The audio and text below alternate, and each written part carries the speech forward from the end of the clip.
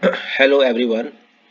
Let us see the checklist for ISO 22301 2019 BCMS mandatory documentation. So, which documents and records are required? The list below shows the minimum set of documents and records required by ISO 22301 2019.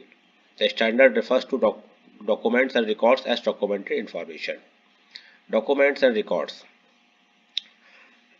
As per subclause 4.2.2, list of legal, regulatory and other requirements. As per subclause 4.3, scope of the BCMS, business continuity management system, and explanation of exclusions. Business continuity policy as per clause 5.2. Business continuity objectives as per clause 6.2. Competencies of personnel as per subclause 7.2.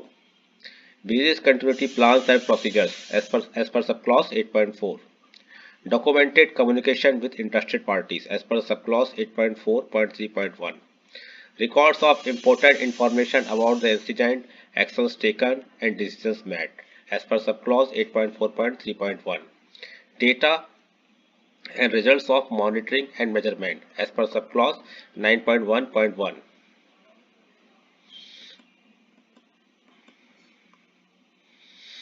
Internal audit program as per subclause 9.2. Results of internal audit as per subclause 9.2. Results of management review as per subclause 9.3. Nature of non-conformities and actions taken as per subclause 10.1. Results of corrective actions as per subclause 10.1.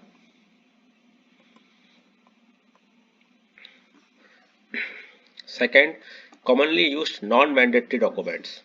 Other documents that are very often used are the following. Document, and here in this second column, clause number. ISO 22301 clause number. Procedure for identification of applicable legal and regulatory requirements. 4.2.2 clause. Subclause. Implementation plan for achieving the business continuity objectives as per subclause 6.2. Training and awareness plan as per subclause 7.2 and 7.3. Procedure for control of documentary information as per subclause 7.5. Contracts and service level agreements SLAs with suppliers and outsourcing partners as per subclause 8.1. Process for business impact analysis and risk assessment as per subclause 8.2.1. Results of business impact analysis as per subclause 8.2.2. Results of risk assessment as per subclause 8.2.3. Strategies and solutions for business continuity as per subclause 8.3.3. Incident scenarios as per subclause 8.5.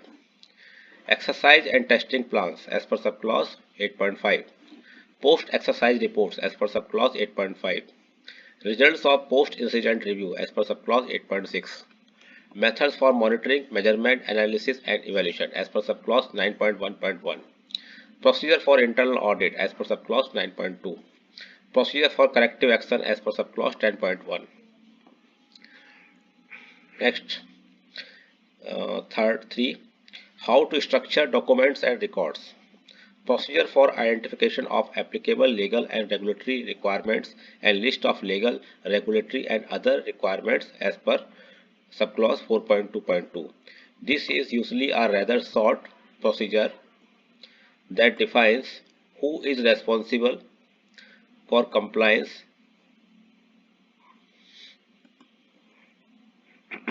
who has to identify all the interested parties, who has to follow all the laws and regulations and other requirements of interested parties, who will be responsible for complying with the requirements, how these requirements will be communicated, etc.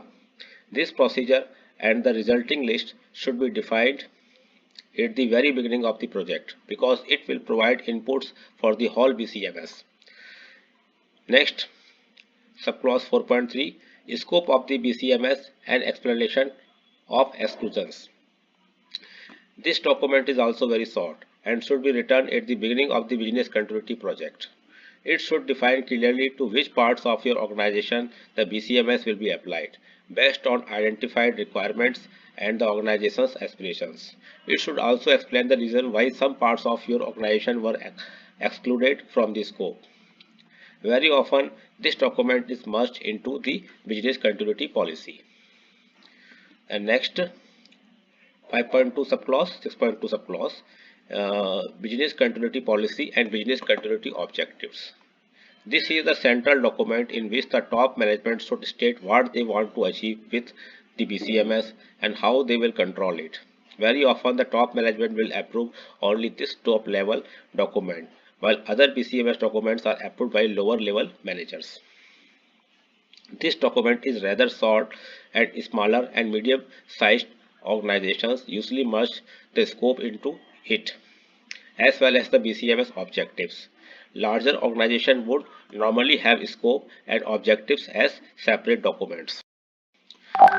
The BCMS objective should not be mixed with recovery time objectives. BCMS objectives are set for the whole BCMS, not for the activities. Training and awareness plan. Competencies of personnel as per subclause 7.2 and 7.3. These plans are usually developed annually and are normally developed by the person responsible for business continuity together with the Human Resources Department, if you have one. Records of competencies are usually maintained by the Human Resources Department. If you do not have such a department, anyone who normally maintains the employee's records should be doing this job. Basically, a folder with all the documents inserted in it will do. Next, subclause 7.5, procedure for control of documented information. This is normally a stand-alone procedure, 2 or 3 pages long. If you already implemented some other standard like ISO 9001, ISO 14001, ISO 22301 or similar, you can use the same procedure for all these management systems. Sometimes it is best to write this procedure as the first document in a project. Next, 8.1 subclause, contracts and service level agreements. It is crucial that your suppliers and outsourcing partners react in an expected fashion when a disruptive incident occurs. This is why it would be best to produce a template with the minimum business continuity requirements that you should insert in each of the contracts you sign with them. 8.2.1, 8.2.2, process for business impact analysis and results. Before you start doing your business impact analysis, you need to define rules on how it is done. This is usually done with business impact analysis methodology. Such methodology should be written on 4 to 5 pages, short enough to be easily readable, but not so short that it is vague. The collection of data for such analysis is done through BIA questionnaires, which can be in a simple Excel format or you may use a BCMS tool. The results of the BIA process are documented either in the business impact analysis report for larger companies, or you can summarize the results in the business continuity strategy. This is the shorter version, more applicable for smaller and medium-sized organizations. Now next, 8.2.1, 8.2.3 subclauses, process for risk assessment and results. As well as business impact analysis, the risk assessment also needs to be defined in a methodology before you start performing it.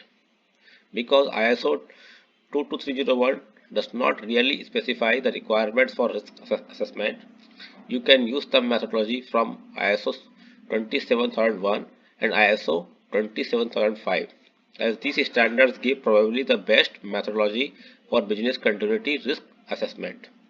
The results of risk assessment should be documented in the risk assessment report. Strategies and solutions for business continuity. Subclause 8.3.3. Strategies and solutions are the key link between business impact analysis, risk assessment, and the business continuity procedures. Their purpose is to make all the agreements, purchases, and other arrangements in order to ensure that all the resources are available in case of a disruption.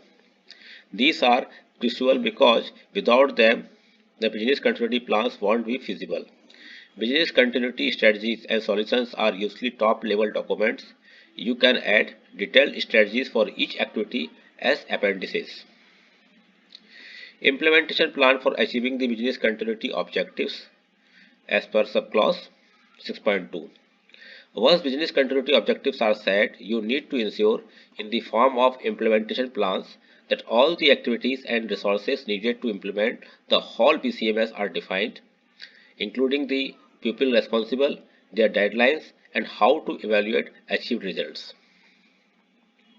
Business continuity plans, procedures, and records about a disruptive incident as per subclause 8.4. Generally speaking, business continuity plans and procedures include incident response plans for first response, business recovery plans focusing on recovering the business side of the organization, disaster recovery plans focusing on how to recover the information and communication technology infrastructure, communication plans defining what, when, with whom, and how to communicate with internal and external parties, and how to record information about the incident, actions taken, and decisions made. Also, templates may be developed for communicating with media, which will help you issue press releases quickly if needed. Restoration plans focusing on returning the business from temporary measures to normal operational status. Supporting documents such as equipment manuals, building blueprints, etc. You can organize all such documents within a single business continuity plan, which can have appendices for each mentioned element. Regarding incident response plans, these need to address all the major risks your organization is facing and how to respond initially if such incidents happen. They also need to define the method of recording the facts about a disruptive incident. It can be something as easy as handwritten notes next to each step in the plan as it is executed. The next is subclause 8.4.3.1 documented communication with interested parties.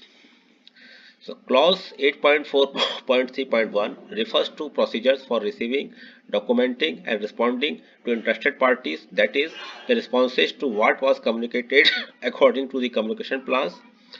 An important point here is the information exchange between the organization and any national or regional advisory system or its equivalent. Example, tsunami warning centers. So as for communication plans for smaller and mid-sized companies, such procedures will be part of the incident response plan, while in larger companies they will be separate documents. Subclause 8.5 Incident Scenarios. These are short descriptions or stories of how a certain incident can develop and how it would impact the activities of your company. They should be developed based on the results of the risk assessment. They should reflect major risks and can be added either to the exercise and testing plan or to the business continuity strategy.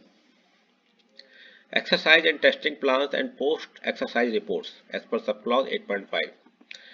Exercises and testing are crucial for the improvement of the business continuity procedures. Normally, you should perform exercises and tests at least once a year, and they should become more and more challenging each subsequent year.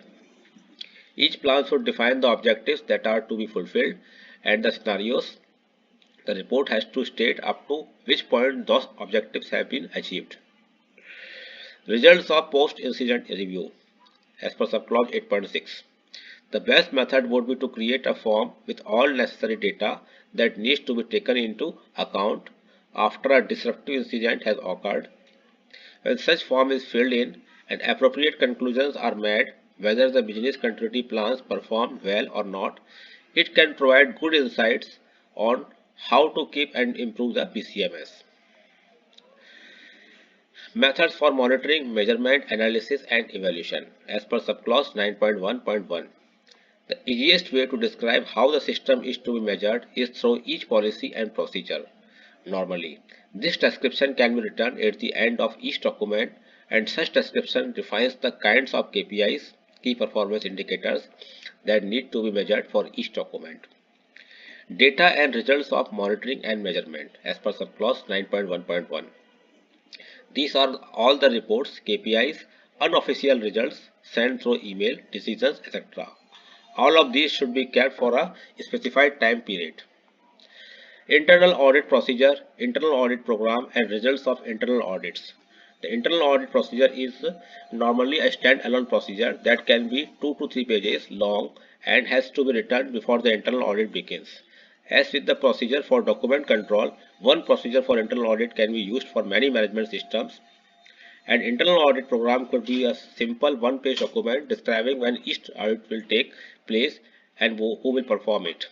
The results of the internal audit are documented through the internal audit report. Such reports should cover all the non-conformities as well as observations.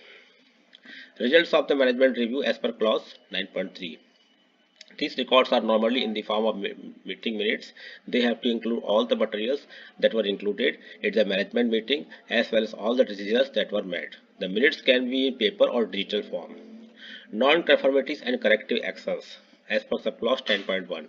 Usually this is covered through the procedure for corrective actions.